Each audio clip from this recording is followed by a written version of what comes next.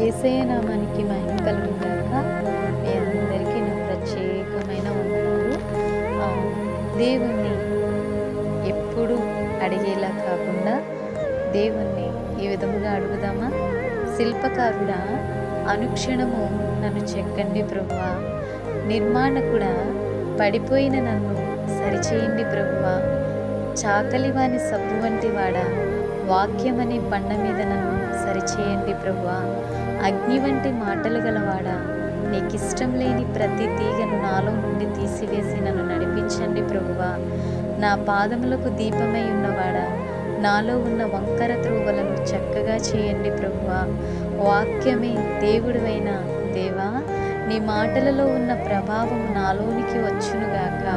కాపరివైన దేవా, తప్పిపోయిన నన్ను నీ ప్రేమ వెతికింది. ఆ ప్రేమకు నా జీవితం పత్రికగా మార్చు ప్రభువా.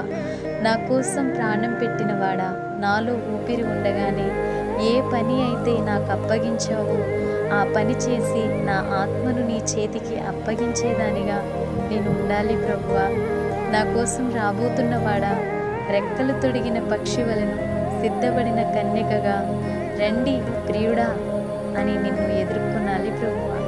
ఈ నా కోరిక తీర్చండి ప్రభువా. ఆమేన్.